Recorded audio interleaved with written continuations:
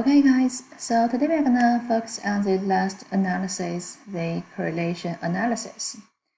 So like I said in our last class, this analysis will be applied or used when we want to see whether two continuous variables are correlated with each other.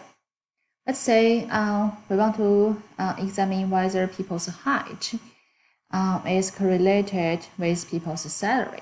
So people's height and salary can be considered as continuous variables.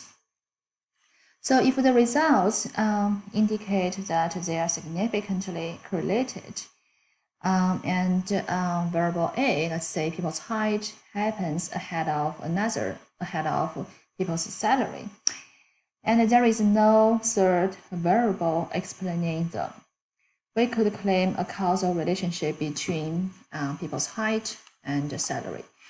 Specifically, we can conclude that people's height, to some extent, or is a predictor influencing people's salary. So in other words, the taller one individual is, the higher salary this person tends to get. So today we're going to look at this yellow box here, and we're going to check out how we do a correlation analysis for two continuous variables. Like I said earlier, a correlation analysis examines how a continuous variable correlates or affects another continuous variable. So some possible questions we could ask by using this correlation analysis is, let's say, first, does openness personality predict number of past romantic partners, right? So in other words, if you have an open mind or if you have an open personality, does it mean that you are more likely you tend to have more ex-boyfriend or girlfriend in the past?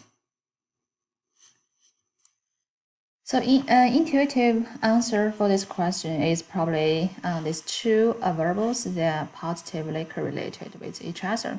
So which means that if a person gets more open, has really a high level of open mind, this person is more likely or is likely to have more ex-boyfriends or girlfriends. So here a possible answer is that they have a positive relationship. One increase, and this will lead the other variable increase as well. And another possible question we could answer using this correlation analysis is, does number of past romantic partners affect people's marriage satisfaction? Well, let's say the more ex-boyfriend or girlfriend you've got, the more likely you are gonna get into trouble in your marriage. So as a result, your marriage satisfaction is likely to drop. So with that being said, an intuitive answer for this question is that probably these two variables, they are negatively correlated with each other. As one increases, the number of past romantic partners increases, then your marriage satisfaction will drop, right? And the third question we could ask is, does marriage satisfaction affect people's professional competence? But for this question, we may get some kind of inconsistent answers from different people. Some may argue that a happy marriage makes people more focused on work and professional development. So we can expect a positive relationship with this argument. The happier your marriage is, the more successful your career is. And some other people may hold a totally different opinion. And they argue that with a miserable marriage, people wouldn't care about anything in this marriage. So instead, they're going to devote all their time and effort to work. So they're going to have a better career. So following this logic, we can expect a negative relationship between people's marriage satisfaction and people's professional competence. The more miserable your marriage is, the more likely you are going to be successful in your career. So put these two arguments out together, and probably there is not such a salient relationship between these two variables. So it is possible, intuitively, they don't have any relationship between these two variables. So here I listed 3 possible questions to answer by using this correlation analysis. So next, I want to take a look, I want to talk about how we do this correlation analysis, and I'll show you guys the computation procedure, and also I'll show you guys an example. So first, let's define some key terms regarding this correlation analysis.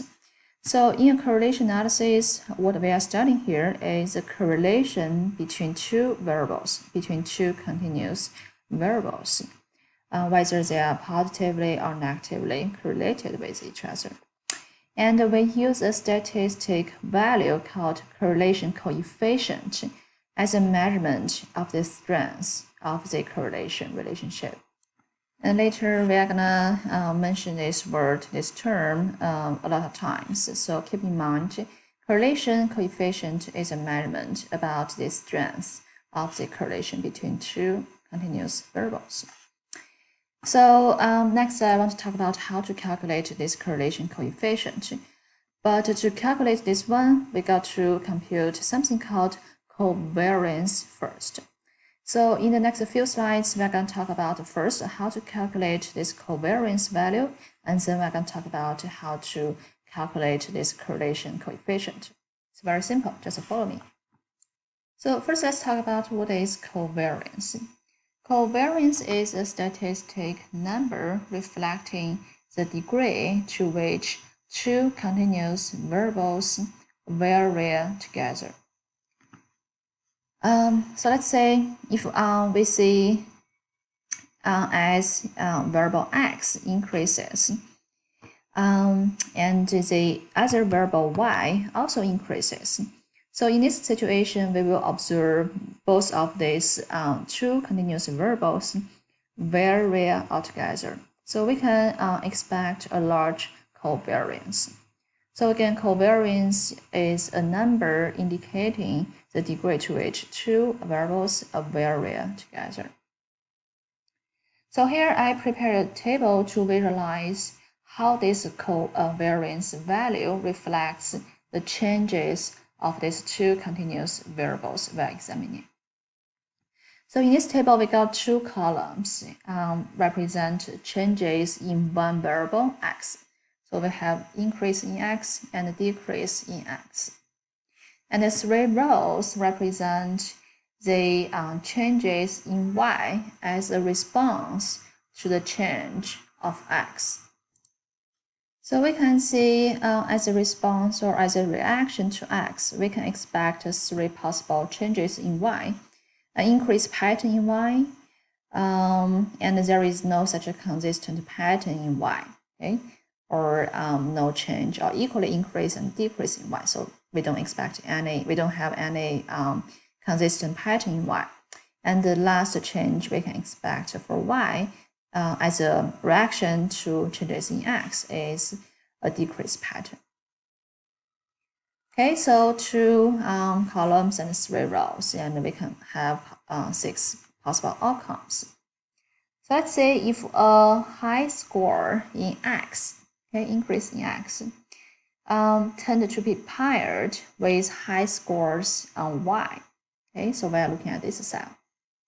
So this covariance will be super large and positive, okay, because we can see y increases along with the increase of x. So we can expect a positive value because both of them increase, and a large covariance value because they are showing a consistent pattern, increase pattern. And similar with this cell, okay, so if we see there is a decrease in x, and we also found y also decreases. So they are still positive correlated with each other because both of them are showing decreasing pattern. But we can also expect a large covariance value because they vary together. But let's look at this cell and this cell. So if we observe a decrease in X, and this lead Y to increase, so kind of an opposite pattern. One is decreasing, the other one is increasing. We can expect a large negative covariance value. Sorry, here is a typo.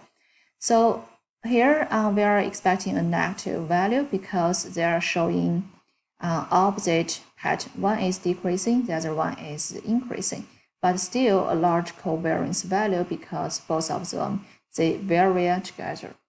And similar with this cell, I'll skip that part. But let's look at these two cells in the middle. But if a change in X is not consistently associated with Y, so this covariance value will be near 0, which means that these two variables are not correlated with each other. They do not covary together. Okay, so that is the 6 possible outcomes we can get given any situations of X and Y. So this is kind of the basic idea of covariance and the meaning of this covariance value. So next I'm going to talk about how to compute this covariance value. Okay, so let's use this research question as an example to illustrate how to compute this covariance value. So does openness personality predict how many number of X you've had? So we can see that to answer this question, we want to have each participant to provide 2 data points. The first one is their openness personality, how open they are. And second, how many ex-boyfriends or girlfriends they've had in the history, in the past. So again, each participant will provide 2 data points, and we want to see how these 2 data points correlate one with each other. And let's use the letter X to represent this data point, the openness, and use letter Y to represent this data point, number of ex-boyfriends or girlfriends. And this is the equation we use to compute covariance. So first, we want to calculate the mean for the first variable and also the mean for the second variable. And what we want to do is to subtract the mean from each person's X variable and do the same thing for this variable and multiply, kind of find the product of these 2 values. And then add up all these all the data points for all the participants, and then divide it by n-1. Okay, n represents how many participants we've had, or in other words, the number of pairs of observation in our data set.